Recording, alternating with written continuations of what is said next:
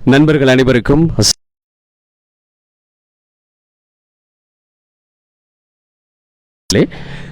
வியூகம் விஷயத்திலே இருக்கின்றோம்.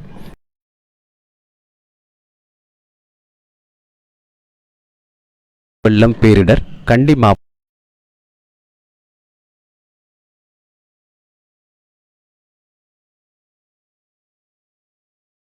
நார்வ தொண்டர்கள்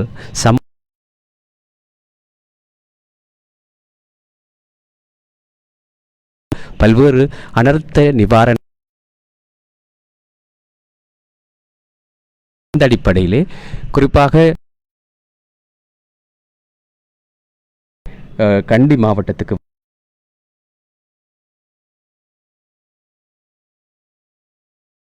சர்வதேசத்துக்கு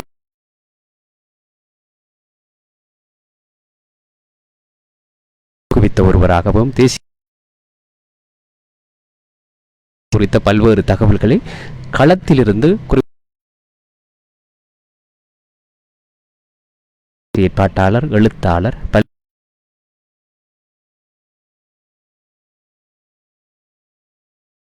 கண்டி மாவட்டத்தில் இருக்கின்றோம். கண்டி மாவட்டத்தில் மிகப்பெரிய தாக்கங்களை ஏற்படுத்தி கண்டி மாவட்டத்துக்கு வந்து சேர்ந்து இங்கிருந்து கடல் விடயங்களை ஒருங்கிணைத்துக் கொண்டிருக்கின்றார்கள்.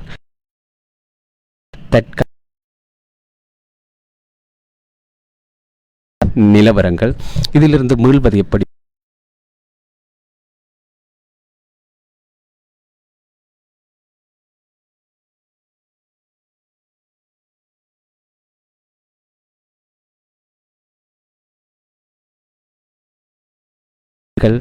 அதுபோல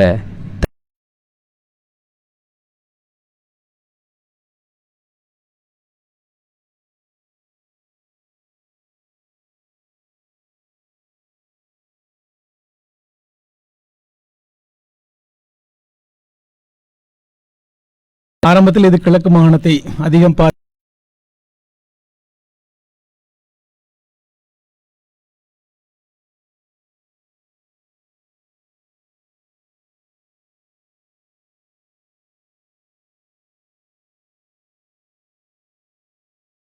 அதனால மத்திய மாகாணத்திலே நடைபெற்றது வெள்ள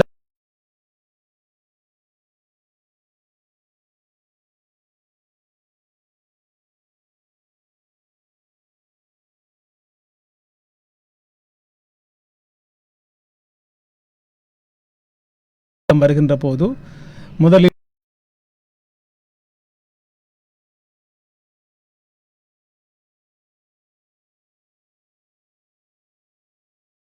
மாடிகளுக்கு மேலே எல்லாம் நீர் வந்து விட்டது என்ற நம்பகம்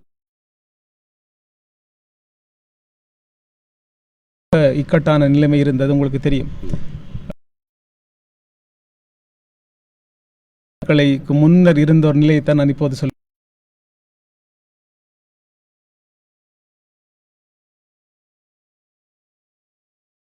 கண்டி மாவட்டத்துக்கு வருவதற்கு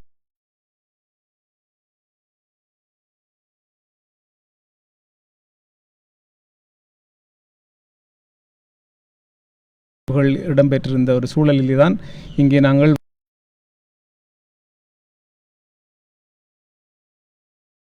இணைப்பு இருக்கவில்லை.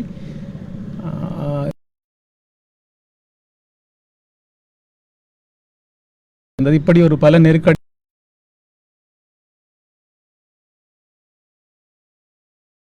பாரியசிக்கல் இந்த மொபைல் கனெக்ஷனை பொறுத்தவரை ஆரம்பத்தில்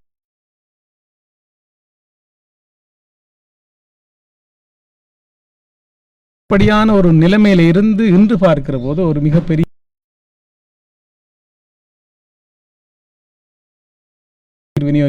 துண்டிக்கப்பட்ட கெலியோய் பிரதேசத்தில்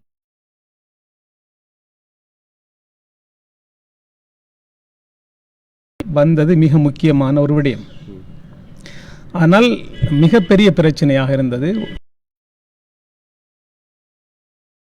3 நாட்கள் மிகவும் சவாலானது. மக்கள் இடம்பெயர்ந்திருப்பார்.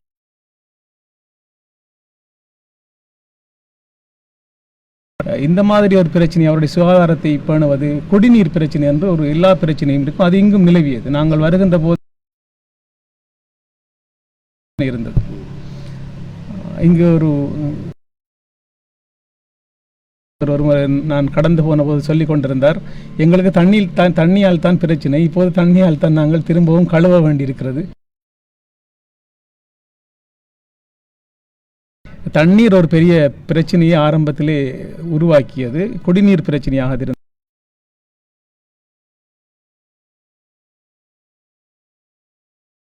எதிர்பார்த்ததிலே ஆக சவாலான விடயமாக இருந்தது. இந்த இடத்தை சுத்திகரிக்கிற துப்புரவு விட்டது. இன்றும் கூட 2 வாரங்கள் கடந்தும் கூட சுத்திகரிப்பு பணி இடம்பெறுவதில் இருந்து நாங்கள் பார்க்கலாம். அதனுடைய தாக்கம், வீச்சு எவ்வளவு பார்த்த காட்சி. சில வீடுகளிலே பெரிய அளவுக்கு இந்த சேறு சகதி படிவுகள் இருந்தது. வீட்டு அந்த நிலைமை இருந்தது. அது காய்ந்து போய் இறுகி இருந்தது. பிறகு மழை பெய்த போது அது இன்னும் சகதியாக மாறியது. அந்த பெரிய ஒரு நெருக்கடிக்குள்ளே தான் ஆரம்ப காலத்திலே இந்த குறிப்பாக சுத்திகரிப்பு பணியில் ஈடுபட்ட தன்னார்வ தொண்டர்கள் மிகவும் அர்ப்பணிப்போடு செயற்பட்டார்கள். இப்போது செய்வர்களை நான் குறைத்து மதிப்பிடவில்லை. ஆனால் ஆரம்பத்தில் வந்து இந்த பணியில் ஈடுபட்டவர்கள் செய்த பணி மிகவும் பெரிய ஒரு பணி. அந்த பணி இருக்கிற போது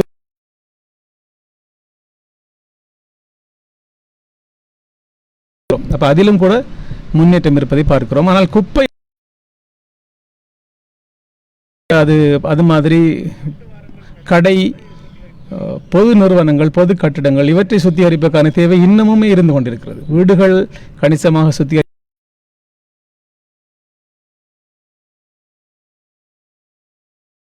உணவு, சமைத்த உணவு, உலர் உணவு, துப்புரவாக்கல் பணி என்கிற இந்த கட்டத்தை ஓரளவு இன்றிலிருந்து நாங்கள் கடந்து போகிறோம் என்றுதான் சொல்ல வேண்டும். சுத்திகரிப்பு பணி முழுமையாக முடியவில்லை. ஆனாலும் அந்த 2 வாரங்களுக்கு முன்பு இருந்த நிலையை பார்க்கிற போது ஒரு மிகப்பெரிய ஒரு இதற்கு இந்த தன்னார்வ தொண்டர்களுடைய பணிதான் மிகவும் பெரிது என்று நான் சொல்வேன். நான் இந்த பொதுவாக ஒரு நாடு முழுவதுமான அனர்த்தத்தை கையாள்வது என்பது மிகவும் சவாலான விடயம். 25 மாவட்டங்களில் ஆமாம், முழு நாடுமே ரெட் அலர்ட்டுக்கு, ஒரு சிவப்பு எச்சரிக்கை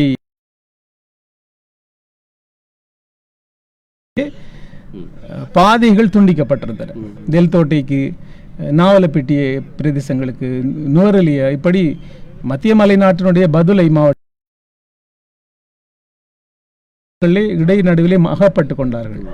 அந்த நிலைமையெல்லாம் இன்று ஓரளவு சீராக இருப்பதை பார்க்கிற போது இந்த அனர்த்தம் நமக்கு உட்கட்டமைப்பு நெருக்கடியை உருவாக்கி இருக்கிறது, வாழ்வாதாரம் தொடர்பான பிரச்சனை உருவாக்கி இருக்கிறது, வணிக இழப்புகளை எதிர்கொள்ள வேண்டிய ஒரு பிரச்சனை உருவாக்கி இருக்கிறது.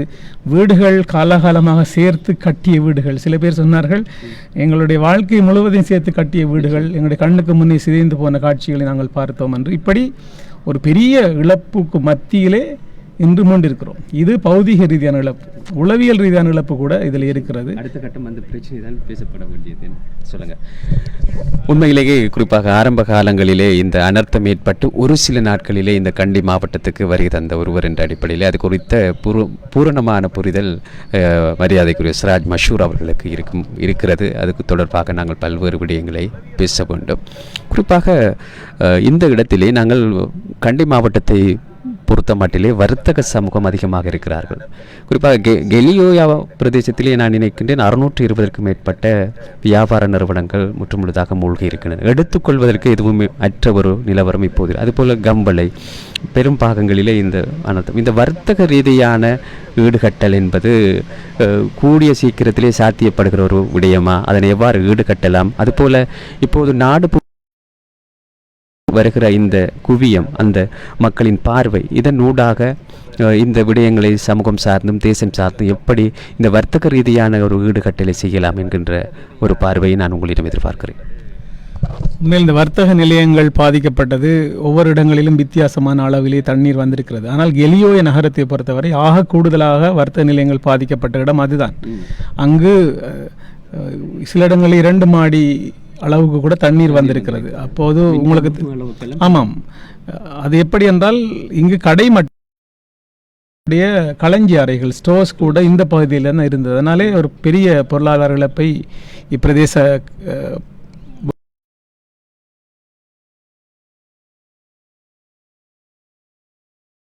அடுத்த கட்டம் என்ன செய்யலாம் என்று பேசிக் கொண்டிருக்கிறார்கள். இருந்தாலும் ஒரு மண்டலம் நிறைய கலந்துரையாடல்கள் நடைபெறுகின்றன. பல மில்லியன் கணக்கான இழப்புகளை தனிநபர்கள் எதிர்கொண்டிருக்கிறார்கள். அதே நேரம் சாதாரணமான கடைகள் கூட இதிலே பாதிக்கப்பட்டிருக்கிறது. ஒரு உதாரணத்துக்கு ஒரு பழச்சாறு விற்கின்ற கடையை எடுத்துக்கொண்டால் அவர்களுடைய இழப்பு மிகவும் குறைவானது. அப்படி ஒருவர் அங்கு அங்கு வந்திருந்தார். அவருக்கு ஒரு 40,000 ரூபாய் இருந்தால் உடனடியாக நாளைக்கே தொழிலை தொடங்கலாம் என்று சொன்னார். அப்படி வந்து அவர் தொழிலை தொடங்குவதற்கு உதவிகளையும் பெற்றார். 30,000 தன்னுடைய தொழிலுக்கும் அந்த தட்டி அடிப்பதற்கு 10,000 இருந்தால் தனக்கு அடுத்த நாளை தொடங்கலாம். அப்படி ஒரு சில கடைகள் திறந்திருக்கின்றன. ஒரு ஹோட்டல் திறந்திருக்கிறது. இப்படி திங்கட்கிழமை நாளை இன்னும் பல கடைகள் திறப்பதாகவும் வெள்ளிக்கிழமை இன்னும் சில கடைகளை திறப்பதற்குமான ஒரு சமூக அளவிலான ஆதரவை கொடுக்கிறார்கள். அரசாங்கம் கூட 2 லட்சம் அவர்களுக்கு ஆரம்ப இழப்பீட்டு தொகையாக அறிவித்திருக்கிறது. இப்படி வருகிற போது சில தொழில்கள் உடனடியாக மீள்வதற்கான வாய்ப்பு இருக்கிறது. ஆனால் பாரிய தொழில்களை பொறுத்தவரை உதாரணத்துக்கு ஒரு டைல் கடையை எடுத்துக்கொண்டால் அந்த டைல் மட்டுமல்ல, அதற்குரிய ஃபிட்டிங்ஸ் அந்த கட்டமைப்பை உருவாக்குகின்ற செலவு கூட இருக்கிறது.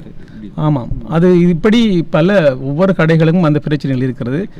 கம்பளி நகரத்திலே கூட இந்த மாதிரியான பிரச்சனைகள் இருக்கிறது. வேறு பல நகரங்களும் கூட இலங்கையில் அப்படி மூழ்கி இருப்பதை நாங்கள் பார்க்கிறோம். மஹியங்கனை நகரத்தை உதாரணத்தை சொல்லலாம். இப்படி பல இடங்களிலே இப்படி வர்த்தக இழப்புகள் இருக்கின்றன, பாதிப்பு இருக்கின்றன. அவற்றை மீள கட்டியெழுப்புவது என்பது கட்டம் கட்டமாக நடக்கின்ற ஒரு விடயமாகத்தான் இருக்கும்.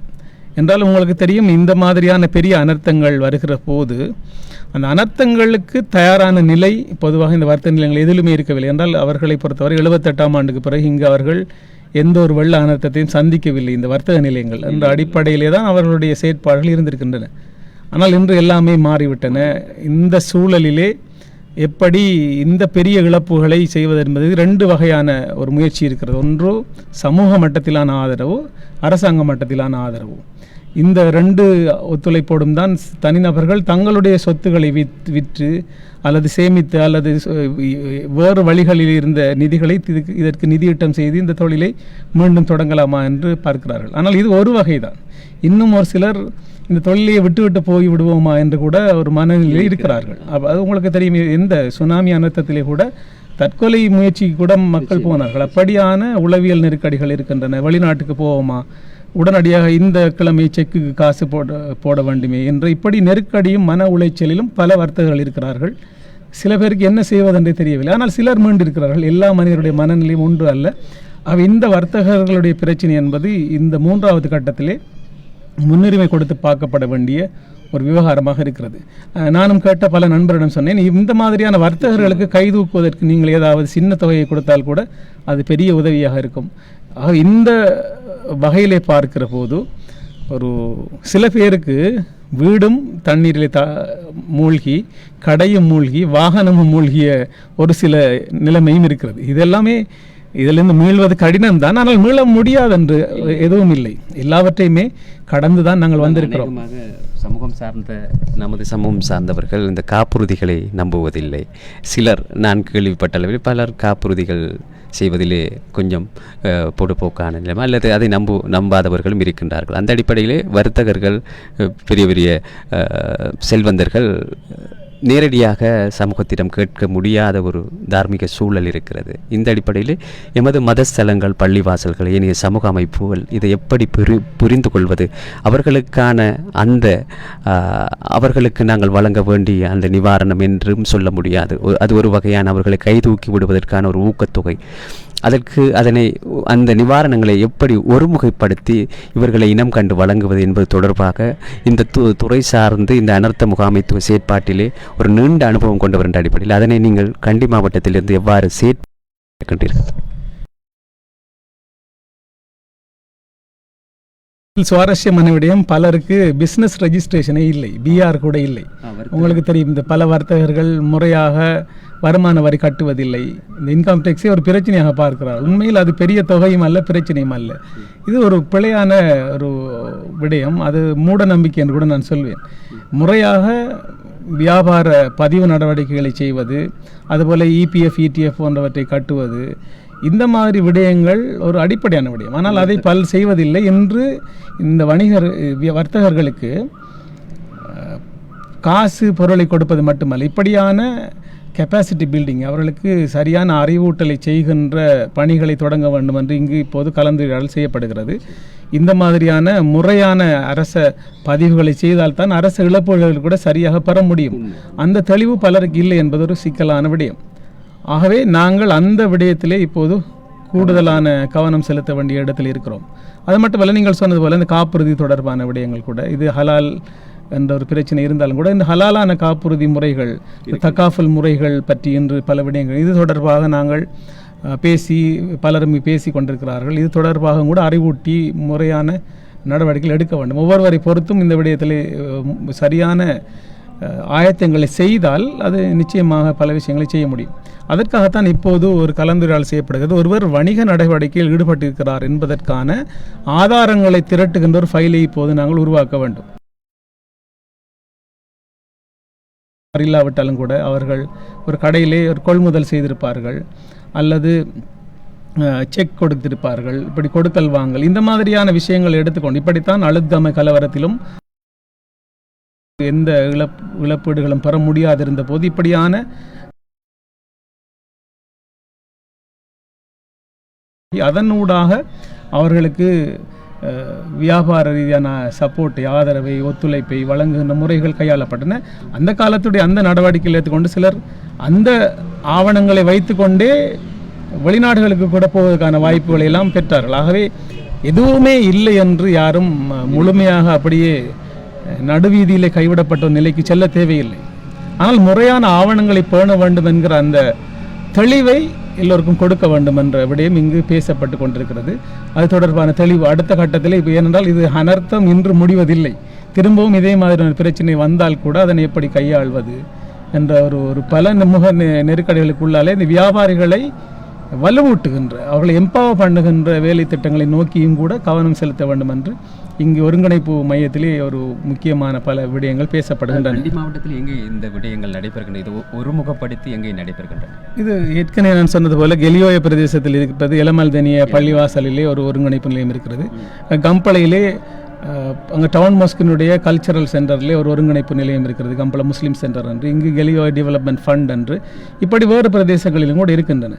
தெல்தோட்டையிலே கூட நான் பார்த்தேன், அங்கே இருக்கின்ற டவுனில் இருக்கின்ற பள்ளிவாசலிலே ஒரு அனர்த்த நிவாரண காரியாலயம் ஒன்றை உருவாக்கி இருக்கிறார்கள். அங்கு மண் சரிவினாலே பல இடங்கள் பாதிக்கப்பட்டிருக்கின்றன. ஆகவே அந்த இடங்களில் இந்த மாதிரியான ஒருங்கிணைப்பு செயற்பாடுகளுக்கு இந்த முறை கூடுதலான ஒரு முயற்சி நடைபெற்றிருக்கிறது. நாங்களும் கூட அதற்கு ஆதரவு அளித்தோம்.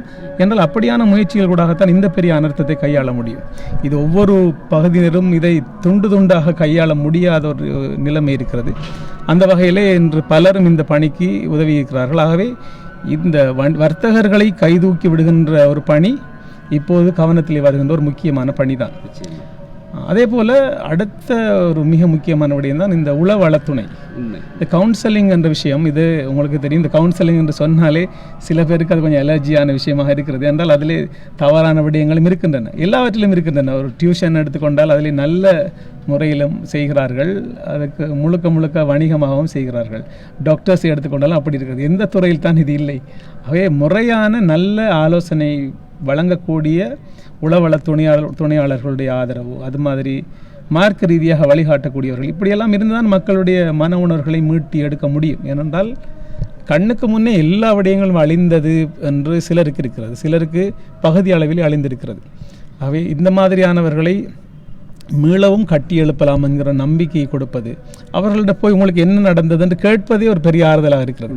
நிறைய பெண்கள் என்னிடம் சொன்னார்கள், போய் அவர்களிடம் இருந்து மனம் விட்டு பேசிய போது தங்களுக்கு நடந்த விடயங்களை என்றால் ஒரு பெரிய அதிர்ச்சி. திடீரென்று கெலியோய பிரதேசத்திலே மகாவலி கங்கை ஒரு மணித்தியாலத்திலே 4-5 அடிகள் உயர்ந்ததாக கூட சொல்கிறார்கள். அவர் நம்பவில்லை. பிறகு அது குறைந்திருக்கிற இந்த வான்கதவுகள் திறக்கப்பட்ட மாதிரி சூழல்கள், அப்படியான நிலைமையிலே இளைஞர்கள் களத்துக்கு சென்று அவர்களை மீட்டு வந்திருக்கிறார்கள். இன்னும் கெலியோய நகரத்திலே நான் கேள்விப்பட்ட கதைகள், டியூபில் இருந்து சில பேரை அகற்றி வெளியே கொண்டு வந்திருக்கிறார்கள். என்றால் எல்லா இடத்திலும் இந்த வள்ளம் போட் வசதிகள் இல்லை. அப்படியெல்லாம் மிகவும் கஷ்டப்பட்ட எங்கள் ஆசாத் லோயருடைய சட்டத்தினுடைய வைஃப் எழுதியிருந்த காட்சியில் பார்க்கலாம். மரணத்தினுடைய எல்லைக்கு சென்று மீண்ட பலருடைய சம்பவங்களை நாங்கள் பார்க்கிறோம். அப்போ அப்படியானவர்களை மீண்டும் வாழ்க்கைக்கு கொண்டு வருவது இது மிக முக்கியம். அந்த ரெசிலியன்ஸ் என்று சொல்வார்கள், இந்த மீள்திறன். பொதுவாக அனர்த்தத்திலிருந்து மீண்டு வருகின்ற இந்த ரெசிலியன்ஸ் என்று சொல்கிற இந்த மீள்திறன் என்பது மிக முக்கியமானது. இது பௌதிக ரீதியான ஒரு விடயம் அல்லது சொத்து உடைமைகள் சார்ந்த பணம் சார்ந்து இதை பார்க்கலாம். உளவியல் சார்ந்து இதை ஆழமாக பார்க்க வேண்டிய தேவை இருக்கிறது. சுனாமி அனர்த்தத்தில் கொடுத்தான் நாங்கள் அதிகமானோர் இந்த உளவளத்துணை கவுன்சிலிங் என்ற சொல்லையே கேள்விப்பட்டோம். இது ஏற்கனவே இல்லாமல் இல்லை, ஆனால் இன்று அது முறைப்படுத்தப்பட்டு அதற்கென்றே ப்ரொஃபஷனலாக துறை சார்ந்து பலர் இயங்குகிறார்கள். அந்த பகுதியிலும் கூட நாங்கள் இப்போது அதிகம் கவனம் செலுத்த வேண்டிய இடத்தில் இருக்கிறோம். என்றால் உடனடி விடயங்கள் நடந்துவிட்டாலும் கூட மக்களை கொஞ்சம் கொஞ்சமாக இயல்பு வாழ்க்கைக்கு கொண்டு வர வேண்டிய ஒரு கட்டத்துக்கு நாங்கள் இன்று வந்திருக்கிறோம். இன்றும் பலர் நடந்து செல்கிறார்கள், ஆனால் அவர்களுடைய மனதில் இருக்கிற அந்த காயங்களை கொஞ்சம் கொஞ்சமாக நாங்கள் வெளியே கொண்டு வர வேண்டிய கட்டத்திலே தான் இருக்கிறோம். குறிப்பாக இந்த வெள்ளத்தின் வீரியத்தை பார்க்கின்ற போது நமது கிழக்கு மாகாணத்திலே நாம் சுனாமியை பார்த்தவர்கள். சுனாமியின் அந்த அலைகளின் வேகத்தை விடவும் உயரத்தை விடவும் இங்கே மிக உயரமான வெள்ள மட்டங்களை நாங்கள் பார்க்கக்கூடியதாக இருக்கிறது. ஆனாலும் ஒரு விடயத்தை எனக்கு கணிக்கக்கூடியதாக இருக்கிறது. உயிரிழப்புகள் சுனாமியை விடவும் மிக குறைவானதாக தான் இருக்கிறது. அந்த அடிப்படையில் பார்க்கின்ற போது இவர்கள் மீள்திறன் அல்லது வீரியம், அதாவது ஒரு அனர்த்தத்திலிருந்து தப்புகிற திறன் படைத்த ஒரு நிலைமை இங்கே விளங்க. குறிப்பாக மின்கம்பங்களை தாண்டிய வெள்ளம் பாய்ந்திருக்கிறது, 3 மாடிகளை கட்டி இருக்கிறது, பல வீடுகள் முற்றுமுழுதாக தாண்டி இருக்கின்றது. வரலாற்றில் இல்லாத அளவுக்கு பேராதனைய அந்த யக்கா பாலம், இது மாதிரி பல இடங்களை நாங்கள் பார்க்கின்ற போது மிக பயங்கரமாக இருக்கிறது அந்த மண் சரிவுகள், அந்த புலவுற்ற பாறைகளை பார்க்கின்ற போது. ஆனாலும் உயிரிழப்புகளிலிருந்து தப்புகிற ஒரு திறன், ஒரு நீங்கள் சொன்னது போல அந்த உளவியல் ரீதியான ஒரு சக்தி இங்கே இருக்கிறது. அதன் காரணமாக இவர்கள் இந்த விடயத்திலிருந்து மீண்டு வருவார்கள் என்ற ஒரு நம்பிக்கை இருக்கிறது. அதற்கு கைதூக்குவதற்கு எமது சமூகமும் அரசும் ஒத்துழைத்தால் இது வெகு சீக்கிரமாக நடந்துவிடும் போல் தான் தெரிகிறது. இந்த இடத்திலே ஒரு அனர்த்த முகாமைத்துவ வேலை செய்கிற ஒருவராக இதை எவ்வாறு பார்க்கின்றீர்கள்? ஏன்னா சுனாமியிலே நாங்கள் கிழக்கு மாகாணத்திலே நேரடியாக அனுபவப்பட்டவர்கள், 10,000 உயிர்களை இழந்தவர்கள், சுனாமியை புதினம் பார்க்க போனவர்கள் தான் அதிகமாக இழந்தார்கள். ஒரு புதிய விடயம். ஆனால் இங்கே ஒரு மிக கனதியான ஒரு வெள்ளம், மிக ஒரு வீரியமான ஒரு வெள்ளம், பல அடிகள் உயர்ந்திருக்கிறது. இருந்தபோதும் இந்த உயிரிழப்புகள் குறைந்திருக்கிறது. இந்த சொத்தழிவுகள் என்கின்ற ஒரு விடயத்தோடு இந்த விடயம் நாங்கள் ஒரு நிம்மதிப்பட்டு கொள்ளக்கூடிய ஒரு விடயமாக இருக்கு. எனவே இதை மீள்வதற்கான திறன் இங்கு அதிகம் இருக்கிறது என்று நாங்கள் நம்பலாமா? இந்த விடயம் உண்மையில் இந்த டிசாஸ்டர் ப்ரிப்பேர்ட்னஸ் என்று சொல்வார்கள். ஒரு அழிவுக்கு நாங்கள் எப்படி முன் தயாரிப்பு செய்திருக்கிறோம் என்று. ஆனால் இங்கு ஒப்பீட்டளவில் அந்த பெரிய தயாரிப்புகள் இல்லை. ஆனால் மலைநாட்டுடைய நிலக்கட்டமைப்பு வித்தியாசமானது. உங்களுக்கு தெரியும், எது உயரமானது எது பள்ளமானது உடனடியாக உங்களுக்கு கற்பனை செய்ய முடியாது. என்றால் மேலே ஒரு வீடு இருக்கும், கீழே ஒரு வீடு இருக்கும். ஆனால் மேலே இருப்ப வீட்டுக்கு அது கீழ் மாடியாக இருக்கும், கீழே இருப்பது 3 மாடியாக இருக்கும். அப்போ இந்த மாதிரி அப்போ அந்த பிரதேசத்தில் வாழ்பவர்களுக்கு ஓரளவுக்கு எது உயரமான பகுதி என்று தெரியும். அதனால உயரமான பகுதியுடைய வீடுகளுக்கு கொஞ்சம் கொஞ்சமாக மாறி தப்பியவர்கள் கூட இருக்கிறார்கள். ஆரம்பத்தில் இதை சரியாக கணிக்காத ஒரு பிரச்சனை இருக்கிறது. பிறகு இந்த தகவல் வந்ததன் பிறகு கொஞ்சம் கொஞ்சமாக அந்த இரவு சுதாகரித்து கொண்டவர்கள் பலர் இருக்கிறார்கள். இந்த ரெஸ்கியூ ஒர்க்கர்ஸ் மீட்பு நல்லூரை தாண்டி பலர் இப்படி மீட்கப்பட்டிருக்கிறார்கள். அது ஒரு பெரிய முயற்சி, உண்மையில் பாராட்ட வேண்டிய ஒரு பெரிய முயற்சி. காலையில் வந்த சுனாமி கிழக்கிலே அதான் கிழக்கு மாகாணத்தினுடைய சமதரை என்பதாலே ஓடி தப்புவதற்குரிய அந்த இடங்களில் இங்கு உயரமான இடங்களை நோக்கி மக்கள் நகர்ந்தது ஒரு காரணம். ஆனால் பொதுவாக இந்த அனர்த்த முகாமைத்துவத்தில் இந்த DRR என்று சொல்வார்கள், டிசாஸ்டர் ரிஸ்க் ரிடக்ஷன், அனர்த்தத்தால் ஏற்படுகின்ற இழப்புகளை எப்படி நாங்கள் முன்கூட்டியே குறைப்பது என்பது. இப்போ உதாரணத்துக்கு நாங்கள் ஒரு நோய் உருவானால் வைத்தியசாலைக்கு போவோம். ஆனால் MOH ஆஃபீஸ் ஏற்கனவே நோய் வருவதற்கு முன்னர் சில முன்காப்பு நடவடிக்கைகளை எடுக்கும். அது மாதிரியான DRR செயற்பாடுகள் இலங்கைக்கு மிக அதிகமாக தேவைப்படுகிறது. அதுபோல் ஏர்லி வார்னிங் சிஸ்டம் என்று சொல்வார்கள்.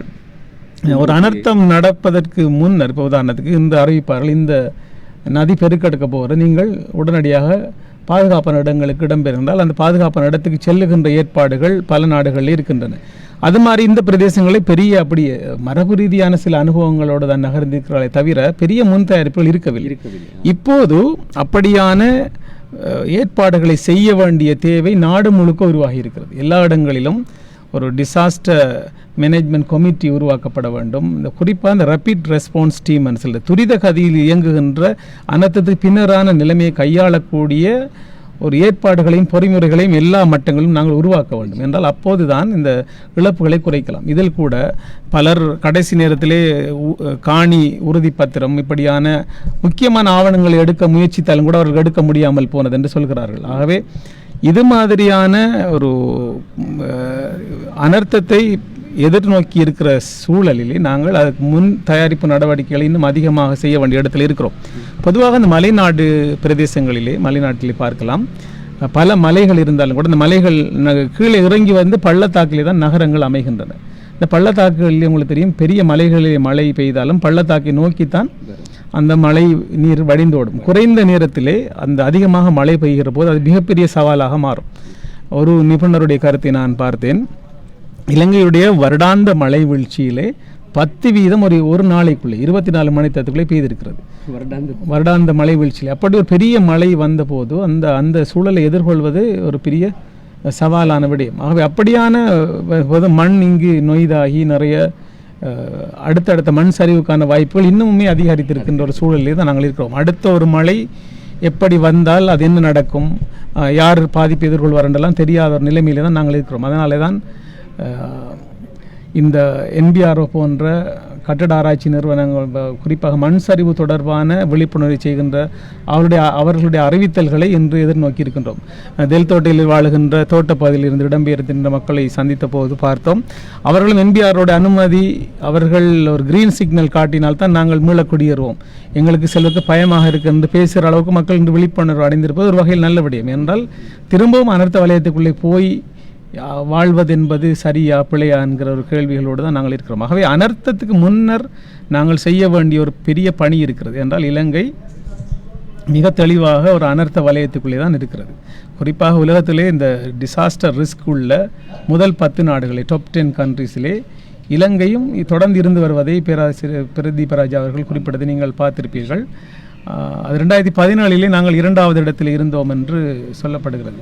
அப்படி என்றால் அடுத்த முதலிடத்துக்கு நாங்கள் போனால் கூட ஆச்சரியப்படுவதில்லை என்று சொல்ல அப்படியான ஒரு நெருக்கடிக்குள்ளே நாங்கள் தள்ளப்பட்டிருக்கிறோம். ஆகவே இது வெறுமனே ஒரு மழை புயல் என்கிற விஷயம் மட்டுமல்ல, இது தெளிவாக ஒரு கிளைமேட் டிசாஸ்டர். இந்த காலநிலை அனர்த்தம் என்பது திரும்ப திரும்ப நமக்கு வரும். இனிமேல் நாங்கள் இந்த காலநிலை அனர்த்தத்தை பற்றிய சரியான தெளிவோடு இருக்க வேண்டும், விழிப்புணர்வோடு இருக்க வேண்டும், தயார்படுத்தலோடு இருக்க வேண்டும், மக்களுக்கு அதை சரியாக கொண்டு போய் சேர்க்க வேண்டும். அந்த விடயங்கள் நடந்தால் மட்டும்தான் எதிர்காலத்திலே இந்த மாதிரியான அனர்த்தங்களுடைய இழப்புகளை குறைக்க முடியும். இப்போது கூட நமது மரண வீதம் 600 தாண்டி இருக்கிறது, 1000 வரும் என்றெல்லாம் கணிப்பு சொல்கிறார்கள்.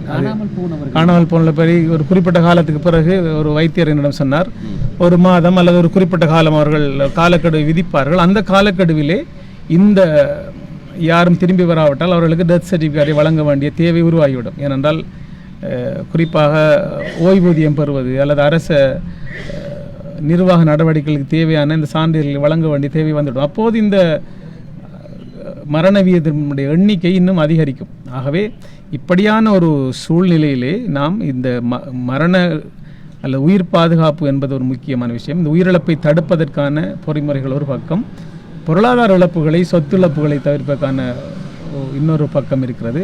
உளவியல் சார்ந்து பார்க்க வேண்டிய ஒரு நெருக்கடி, அந்த இழப்புகளை அல்லது அந்த மாதிரியான சவால்களை கடந்து செல்ல வேண்டி இருக்கிறது. ஆகவே இப்படி பலமுனை சவால்கள் உள்ள ஒரு பிரச்சனையை தான் நாங்கள் பார்க்கிறோம். இது இங்கு மட்டுமல்ல, குறிப்பாக தென்கிழக்காசிய நாடுகளிலே இந்த வெள்ள அனர்த்தத்தை நாங்கள் பார்த்தோம். மத்திய கிழக்கிலே பார்த்தோம். இது சவுதி அரேபியாவில் கூட ஆமாம், ராய்ட்டர்ஸ் அறிவித்திருக்கின்ற ஒரு இதன்படி கடல் வெப்பம் சற்று 0.2 செல்சியஸால் அதிகரித்திருப்பதாக ஒரு ஆய்விலை பார்த்தேன்.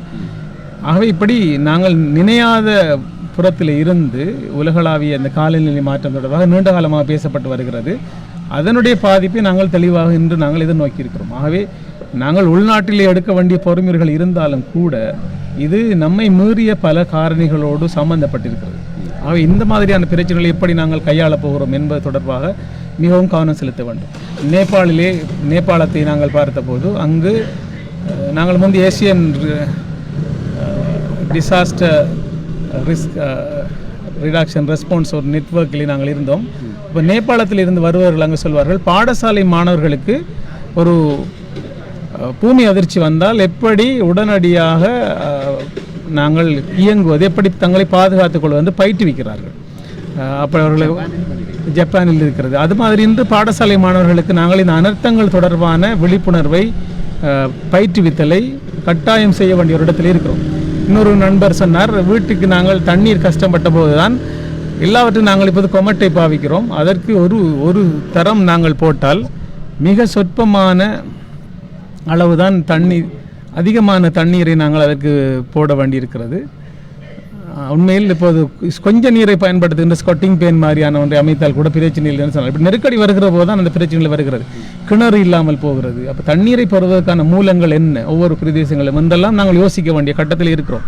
அல்லது கரண்ட் இல்லாமல் போனால் மின்சாரத்தை பெறுவதற்கான வாய்ப்புகள் என்ன, அது மாதிரி அருகிலே இருந்து பொருட்களை வாங்கக்கூடிய சந்தை வாய்ப்புகள் என்ன.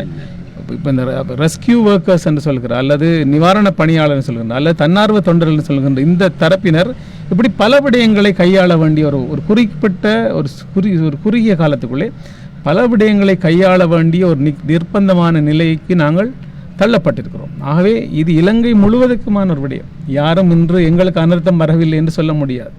உதாரணத்துக்கு கல்லோயா அணைக்கட்டு திறந்திருந்தால் அம்பாறை மாவட்டத்துக்கு பெரிய சவால் வந்திருக்கும். மாவிலாறு அணைக்கட்டு திறந்தபோது யாரும் வெளியேறாதவர்களை படையினர் சென்றுதான் பலவந்தமாக வெளியேற்றினார்கள். வெள்ளம்பெட்டியிலே நாங்கள் பார்த்தோம், இவ்வளவு அறிவித்தல் கொடுத்தும் வெளியேறாமல் மக்கள் இருந்து அது மீட்பு பணியில் ஈடுபவர்கள் இரவு நேரங்களில் போய் மீட்பு பணியில் ஈடுபடுகிறார்கள். பாருங்கள், மீட்பு பணியில் இருப்பவர்களுக்கு எவ்வளவு சவால் இருக்கிறது என்பதை கூட மக்கள் புரிந்து கொள்ளாமல் இருக்கிறார்கள். அதுக்கு காரணம் என்னென்றால், தங்களை வீட்டில் இருக்கிற அந்த பொருட்களை பாதுகாக்க வேண்டும் என்ற ஒன்று. இங்கு நான் பார்த்தேன், நிறைய இடங்களிலே கல்வர்களுடைய பிரச்சனை இருக்கிறது. அனர்த்தம் நடந்தவுடன் ஏராளமான இடத்திலே பொருட்கள் எல்லாம் தூக்கி சென்று கொண்டிருக்கிறார்கள். எல்லாமே கட்டுப்பாட்டை மீறி இருக்கிறது. பலர் வீடுகளில் இல்லை. இந்த மாதிரியான சவால்கள் இருக்கின்றன. ஆனால் உயிரை பாதுகாப்பதென்றால் கட்டாயம் நாங்கள் மக்களை வெளியேற்ற வேண்டிய ஒரு நிலைமையிலே இருக்கின்றோம். ஆகவே இது ஒரு பெரிய சவால். இலங்கை ஒரு நீரியல் நாகரிகத்தோடு கொண்ட ஒன்று பராக்கிரம சமுத்திரத்தை பார்க்கலாம், மின்னேறிய குளமாக இருக்கலாம், கலாவையாக இருக்கலாம். இப்படி பெரிய ஒரு நீர்வளம் கொண்ட ஒரு நாடு, நீரியல் நாகரிகம் கொண்ட நாடு. ஆனால் இன்று நாம் நமது காரணங்களால், நாமே உருவாக்கிய காரணங்களால் இன்று இந்த இடத்துக்கு தள்ளப்பட்டிருக்கிறோம். அப்படின்னு சொன்னால் நீங்கள் சொல்வது நாம தேடிக்கொண்ட வினை என்று சொல்கின்றீர்கள். ஆமாம், அது கடல் வெப்பமயம், அது ஒரு பக்கம். நான் சொல்வது பல காரணிகளிலே முதன்மையானது இந்த காலநிலை தொடர்பான பிரச்சனைகள். ரெண்டாவது, இந்த அநேகமான இடங்களை நீங்கள் பாருங்கள், இந்த ரிவர் பேசின் சொல்ல ஆற்றுப்படுகைகள், ஆற்றுக்கு அருகில் இருக்கின்ற இடங்களிலே போய் அந்த இடங்களை திடீரென்று குடியிருப்பு நிலங்களாக மாற்றி அதற்கு ஒரு விலையை போட்டு குறைந்த விலையில் காணி என்று ஒரு நகரத்தினுடைய முக்கியமான இடத்திலே போகிறது. எல்லோரும் அதுக்குள்ளே போகிறார்கள். இதில் நமது மக்கள் பலரை இப்படி போய் இடங்களை எடுத்துக்கொண்டு வீடுகளை கட்டி, குறிப்பாக முறையான ஃபவுண்டேஷனை அத்திவாரங்களை அமைப்பதற்கு கூட பொருத்தமற்ற இடங்களில் வீடுகளை கட்டுகிறார்கள். இது யார் தெரிவு செய்தது? நாங்களே தான் தேடி தெரிவு செய்கின்ற ஒரு விடயமாக இருக்கிறது. இதற்கு உள்ளூராட்சி மன்றங்கள் அனுமதி வழங்குகிறது ஒரு விடயம். அதற்கு அப்பாலும் இன்னும் பல விடயங்களை இதிலே பார்க்கலாம். ஆகவே இந்த மாதிரி அனர்த்தங்களை நாங்களே தேடி செய்வதை விட இந்த பிரச்சனைகளுக்கு ஒரு நிரந்தரமான நிலையான தீர்வை நோக்கி நாங்கள் நகர வேண்டிய இடத்துல இருக்கிறோம்.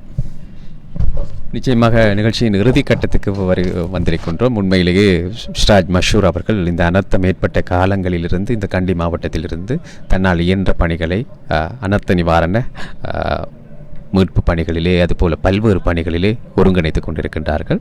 குறிப்பாக இந்த கண்டி மாவட்டத்தை பொறுத்த மட்டிலே நாங்கள் இப்போது இந்த நேர்காணல் செய்து கொண்டிருக்கின்ற இந்த இடம் கொத்மலைக்கு உயரத்தில் இருக்கிற இடம். கொத்மலைக்கு அடுத்து அந்த படுகையில் இருக்கின்ற அல்லது அதுக்கு உயரமாக இருக்கின்ற ஒரு கிராமமாக இருக்கு. இந்த அனர்த்தத்திலே கண்டி மாவட்டத்திலே ஏற்பட்ட இந்த அனர்த்தத்திலே கொத்மலையின் பங்கு இருக்கிறது என்கின்ற ஒரு கதையாடல் இருக்கிறது. இந்த விடயம் தொடர்பாக பல்வேறு உத்தியோகபூர்வமற்ற தகவல்களும் உலாவுகின்றன. கொத்மலை விடயத்திலே உங்களுடைய கணிப்பு என்ன? குறிப்பாக முன்னறிவித்தல்கள் விடுக்கப்பட்டிருந்தனவா அல்லது சடுதியாகவே இந்த நீங்கள் இலவை சொன்னது போல ஒரு குறிப்பிட்ட மணித்தியாலங்களுக்குள் அல்லது ஒரு பல மாதங்கள் பெய்ய வேண்டிய மழை ஒரே நேரத்தில் பெய்ததால் இந்த நீர்த்தேக்கங்கள் குறிப்பாக கொத்மலை குறிப்பாக மனிதனால் செய்யப்பட்ட மிக ஆபத்தான ஒரு நீர்த்தேக்கம் ஒரு நீரேந்து பகுதி என்று சொல்கிறார்கள். இந்த அடிப்படையிலே கொத்மலை குறித்தான ஒரு அச்சம் மக்களுக்கு இருக்கிறது. நாங்கள் பலரோடு பேசுகின்ற போது இருக்கிறது. இதே நிலைமைதான் அம்பாறை மாவட்டத்திலே இகினியாக்களை குறித்த ஒரு அச்சமும் நமக்கு இருக்கிறது. எனவே இந்த இரண்டையும் குறிப்பாக கொத்மலையில் ஏற்பட்ட பாடம் அம்பாறை கிழக்கு மாகாண மக்களுக்கு இகினியாக்களை மீதான ஒரு அச்சத்தையும் தோற்றுவிக்கிறது. இது குறித்து குறிப்பாக இந்த நீர்த்தேக்கங்களை பாதுகாப்பது, அதன் பொறிமுறை, அதில் அரசாங்கத்தின் வகைப்பாகம், இதை தொடர்ச்சியாக அவதானிக்கின்ற விடயங்கள் தொடர்பாக உங்களது பார்வை இவ்வாறு இருக்கிறது. நான் உண்மையில் இந்த துறை சார்ந்தவன் அல்ல என்றாலும் சில அவதானங்களை சொல்லலாம் நினைக்கிறேன். குறிப்பாக இந்த அணைக்கட்டுகள் தொடர்பாக நிறைய மக்கள் மத்தியிலே பீதி இருக்கிறது. என்றால் உங்களுக்கு தெரியும், மகாவலி திட்டம் முன்பு 30 வருடங்களில் செய்ய இருந்தது தான் துரித மகாவலி திட்டம் என்ற வகையிலே 6 ஆண்டுகளுக்குள்ளே முடிக்கப்பட்டது. அப்போது நிறைய காடுகள் அழிக்கப்பட்டது, இந்த அணைக்கட்டுகள் கட்டப்பட்டதெல்லாம் இன்று ஒரு விமர்சனங்களுக்கு உள்ளாகி இருப்பதை நாங்கள் பார்க்கிறோம். குறிப்பாக கொத்மலை நீர்த்தேக்கம், அந்த அணைக்கட்டு உருவாக்கப்படுவது மிகப்பெரிய அணைக்கட்டு. அது இந்த கம்பளை பிரதேசத்தில் வெள்ளத்தை தடுப்பதற்கான ஒரு ஏற்பாடாகவும் அது இருந்தது. அதனுடைய வான்கதவுகள் திறக்கப்பட்டது இங்கு குறிப்பாக அதிகமாக வெள்ளம் வந்ததுக்கு காரணம் என்றால் மகாவலி நீருடைய மிக முக்கியமான ஒரு பிரதேசமாக இது இருக்கிறது. பொதுவாக இந்த மாதிரியான அணைக்கட்டில் திறக்கிறது சைரன் ஒலிக்கப்படும், அது ஒலிக்கப்பட்டு தான் இருக்கிறது. என்றால் உங்களுக்கு தெரியும், ஆற்றுகளிலே மீன் பிடிப்பவர்கள் இருப்பார்கள், குளிப்பவர்கள் இருப்பார்கள். பொதுவாக அப்படியான இந்த ஏற்கனவே இந்த இடங்களுக்கு போக வேண்டாம் என்று சொன்னதனாலே பலர் போகவில்லை என்றால் அந்த முன்னெச்சரிக்கை நடவடிக்கைகள் இருக்கின்றன. நான் சில இது தொடர்பான பொறியியலாளருடைய கருத்து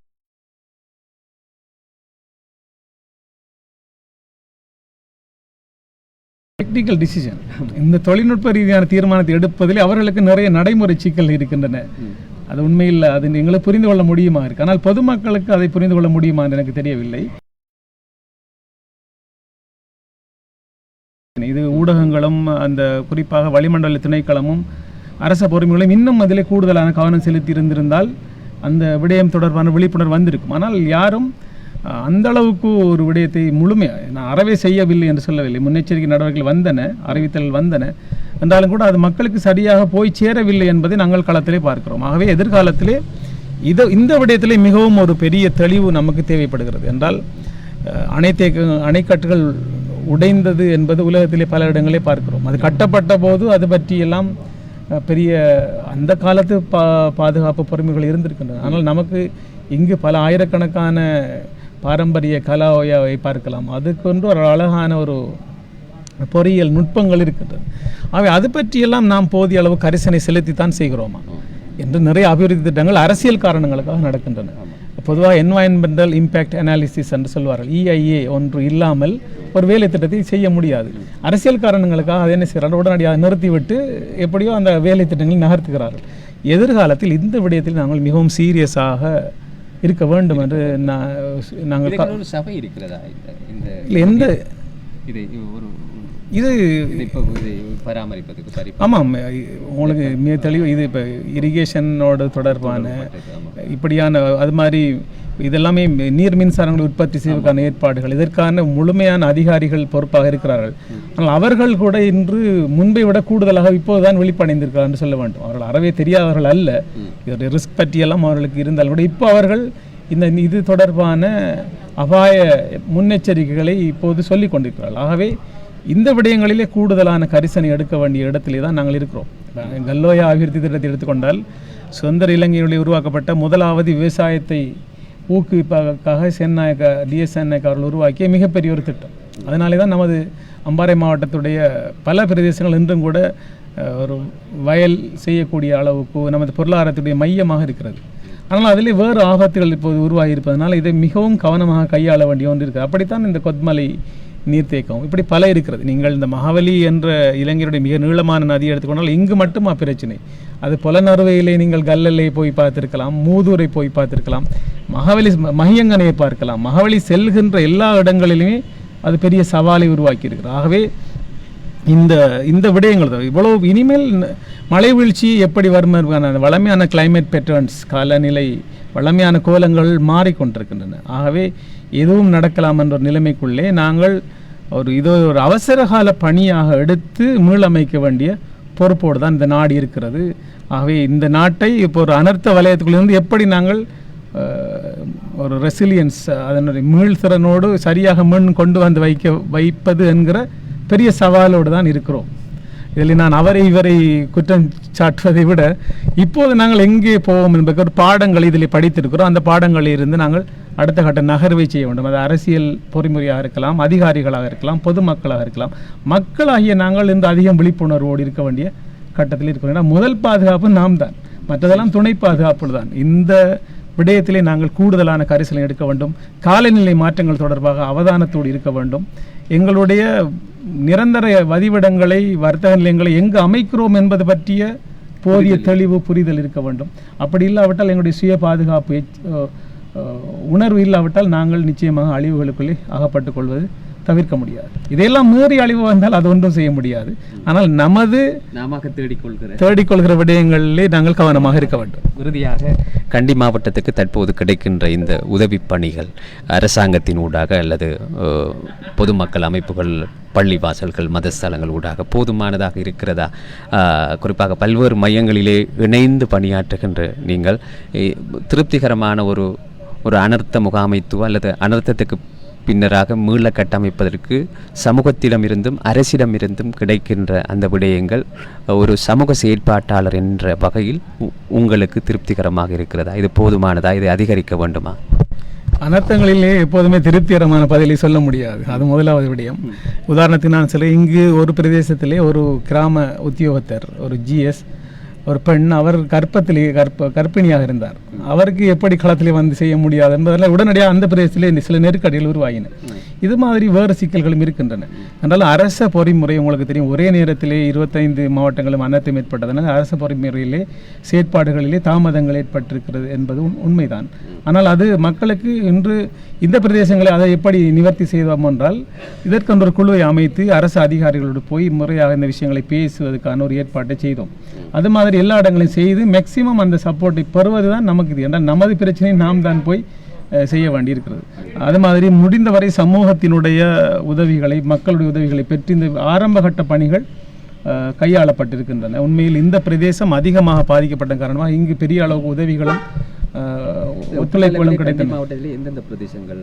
கம்பளை, அக்குரணை, அதுபோல அக்குரணை இந்த முறை உண்மையில் வழக்கமாக பிங்காவய பாதிப்பு வரும். ஆனால் இந்த முறை அது பாதிப்பு மிகவும் குறைவாக இருந்ததுன்னு சொல்ல வேண்டும். அது பெரிய ஆச்சரியமான விடயம். ஆனால் அதிகம் கவனத்தில் கொள்ளப்படாத ஒன்றுதான் இந்த தெல்தோட்டை பிரதேசத்தை பார்க்கலாம். இந்த பிரதேசங்களில் மண் சரிவு இருக்கிறது, போவதற்கு சில சிக்கல்கள் இருந்தன. ஆகவே அந்த இன்னொரு விடயத்தை சொல்ல வேண்டும். இங்கு இந்த கெலியோய் பிரதேசத்தில் இருக்கின்ற இன்னொரு பகுதியிலே திடீரென ஒரு நீரூற்று வந்து ஒரு வீட்டை அப்படியே நீர் அடித்து கொண்டு சில 2-3 வீடுகள் இருந்து மக்கள் வெளியேறினார்கள். இது இந்த அனர்த்த வலயத்திலிருந்து அடுத்த பக்கத்திலே நடந்தது. ஆகவே எந்த இடத்துல எங்கே என்ன நடக்கும் என்று தெரியாது என்ற ஒரு சூழல் இருக்கிறது. ஆகவே கண்டி மாவட்டத்தை பொறுத்தவரை மிக அதிகமான உயிரிழப்பு நடந்ததை நாங்கள் பார்க்கிறோம். இந்த மாவட்டத்திலே இந்த கம்பள கெலியோய் பிரதேசம் மிக அதிகமாக பாதிக்கப்பட்டது உண்மை. பேராதனிய பல்கலைக்கழகம் கூட இதற்கு அடுத்து இருக்கின்ற அது கூட மிக அதிகமாக பாதிக்கப்பட்டது தெரியும். அவை அது மாதிரி தேயிலை தோட்டம் மிக அதிகமாக பாதிக்கப்பட்டிருக்கு. என்றால் அந்த லயன் வீடுகளிலே தொடர்ந்து வாழ முடியுமா என்கிற சவால் வந்திருக்கிறது. தேயிலை தொழில்துறை தொடர்ந்து எப்படி போகும் என்றால் இன்று லேபரஸ் தொழிலாளர் பற்றாக்குறை என்பது நமது பிரதேசங்களே இருக்கிறது, பல பிரதேசங்கள் இருக்கிறது. அது மத்திய மலை நாட்டிலும் இருக்கிறது. ஆகவே இந்த மாதிரியான அனர்த்தம் வந்ததன் பின்னர் எல்லோருமே திரும்பவும் அதே மாதிரி தொழிலுக்கு போவார்களா, அடுத்த தலைமுறை போகுமா என்றெல்லாம் நிறைய பிரச்சனைகள் உருவாகி வருகின்றன. ஆகவே இந்த மாதிரி மக்களை எங்கே மீள குடியமர்த்துவது என்ற பிரச்சனைகள் இருக்கின்றன. ஒட்டுமொத்தமாக பார்க்கிற போது நமது இலங்கையை மிக தெளிவான ஒரு பிளான் சிட்டி என்று சொல்வார்கள், ஒரு திட்டமிட்ட நகரங்களை உருவாக்குவது, திட்டமிட்ட கிராமங்களை உருவாக்குவது, அதாவது இயற்கை வளங்களின் மீது அதிகமாக கை வைக்காமல் அதனுடைய இயல்பான ஓட்டத்துடைய வழிகளை இன்று நிறைய ஊர்களிலே புதிய குடியேற்றங்கள் தடுத்திருக்கின்றன. அவற்றை கையாளுவதென்று இப்படி பல விடயங்களை கருத்திலே கொண்டுதான் இனிமேல் நகர வேண்டும். ஆனால் பொதுவாக இந்த அனர்த்த நிவாரண நடவடிக்கைகள் வருகிற போது நான் சொன்னது போல அரச பொறிமுறையிலே நாங்கள் கவனம் செலுத்துவது மிக முக்கியமானது. அதே மாதிரி உள்ளூர் பொறிமுறையை வலுவாக்குவது தான் நமக்கு உடனடியாக உதவி செய்யும். என்றால் அடுத்த முதல் 24, 48, 72 மணித்தியாலங்கள் தான் மிகவும் குரூஷியலானது. அதனாலே அந்த கட்டத்திலே அதிகாரிகளோ இல்லாட்டிய அல்லது துறைசார் நிபுணர்களோ பொறியியலாளர்களோ நமக்கு என்ன செய்வார்களோ நமக்கு தெரியாது. அந்த கட்டத்தில் எடுக்கப்படுகின்ற தீர்மானமாக அது இருக்கும். ஆனால் நாம் தான் களத்தில் இருக்க போகிறோம். நாம் என்ன செய்ய போகிறோம், நம்முடைய கெப்பாசிட்டி என்ன, இந்த இடத்துல தான் ஒரு பொறுப்பு வாய்ந்த சிட்டிசன்ஸாக பிரஜைகளாக நாங்கள் கூடுதலாக கவனம் செலுத்த வேண்டும். இது தொடர்பாக எல்லா பிரதேசங்களிலும் இந்த மாதிரியான விழிப்புணர்வு குழுக்களை நாங்கள் அமைத்து அந்த குழுக்களை நாடு முழுவதும் நாங்கள் பயிற்றுவிக்க வேண்டும், அவர்களுக்கு வழிகாட்ட வேண்டும். துறை சார்ந்த நிபுணருடைய ஆலோசனை பெறலாம். பல வருடங்களாக இந்த பணியில் ஈடுபட்டவருடைய ஆலோசனைகள் இருக்கின்றன. எல்லாவற்றையும் எடுத்துக்கொண்டு அந்த அனுபவங்களை பகிர்ந்து கொள்வதனூடாக இந்த இழப்புகளை எதிர்காலத்திலே நிறைய குறைக்கலாம் என்று சொல்லி நான் ஒரு முடிவுக்கு வரலாம்னு நினைக்கிறேன். உண்மையிலே மிக்க நன்றி. பல்வேறு சிரமங்களுக்கு மத்தியிலே களத்தில் இப்போது கடந்த 2 வாரமாக இருக்கின்ற ஒரு செயற்பாட்டாளர், சமூக செயற்பாட்டாளர், இந்த கண்டி மாவட்டத்திலே இந்த பேரிடர் ஏற்பட்டதிலிருந்து இந்த மாவட்டத்திலிருந்து அனர்த்த நிவாரண உதவி மீட்பு பணிகளை மேற்கொண்டு பல்வேறு மையங்களிலே தன்னை ஈடுபடுத்தி செயற்படுகிற ஒருவர், கல்வியலாளர், சமூக செயற்பாட்டாளர், எங்கள் மரியாதைக்குரிய சிராஜ் மஷூர் அவர்களுக்கு எமது வியூகம் குழுமத்தின் சார்பாக ஆத்மார்த்தமான நன்றிகளை தெரிவிக்கின்றோம். குறிப்பாக நான் உங்களை இப்போது கம்பளை பகுதியிலிருந்து அவரும் இந்த களப்பணியில் இருக்கின்ற போது எமது அழைப்பை ஏற்று இந்த நேர்காணலை தந்திருக்கின்றார்கள். இவரிடமிருந்து இன்னும் பல கனதியான தகவல்களை பெற்றுக்கொள்ளலாம் என்ற அடிப்படையிலே உண்மையிலே ஒரு திருப்திகரமான பல்வேறு தகவல்கள் உங்களுக்கு வந்து சேர்ந்திருக்கும் என்ற நம்பிக்கையோடு உண்மையிலேயே பெருமனதோடு எமது அழைப்பை ஏற்று இந்த பணிகளுக்கு மத்தியிலும் வந்து எமது இந்த நேர்காணலிலே கருத்துக்களை கூறியமைக்கு எமது ஊடக வலையமைப்பின் சார்பாக மிக்க நன்றி. உண்மையில் இந்த சந்தர்ப்பத்திலே மக்களுக்கு நாங்கள் ஒரு நல்ல தெளிவை கொடுப்பதற்கான ஒரு வாய்ப்பை நீங்கள் வியூகம் டிவி சார்பாக நண்பர் ஜானுஸ் நீங்கள் ஏற்படுத்தியிருந்தீர்கள். அதற்கும் நான் நன்றி சொல்கிறேன். என்றால் இது நாங்கள் இந்த மக்கள் கேட்கிறதுக்கு தயாராக உள்ள ஒரு சந்தர்ப்பத்திலே தான் விடயங்களை பேச முடியும். அவை இன்று ஒரு இருட்டான சூழலுக்கும் வந்துவிட்டோம். தவிர்க்க முடியாத பல சிக்கல்களுக்கு மத்தியிலே இதை நீங்கள் செய்த இருந்த ஒரு மறக்க முடியாத ஒரு நினைவோடு தான் இந்த இடத்தில் இருந்து நாங்கள் விடைபெறுகிறோம். நன்றி. மிக்க நன்றி. மறுபக்கத்திலே ஒளிபரப்பில் உதவிய உவைஸ் அவர்களுக்கு எமது நன்றிகளை தெரிவித்து மீண்டும் எமது சிராஜ் மஷூர் அவர்கள் மரியாதைக்குரிய கல்வியலாளர், சமூக செயற்பாட்டாளர், அவர்களது சேவை மக்கள் நல சேவை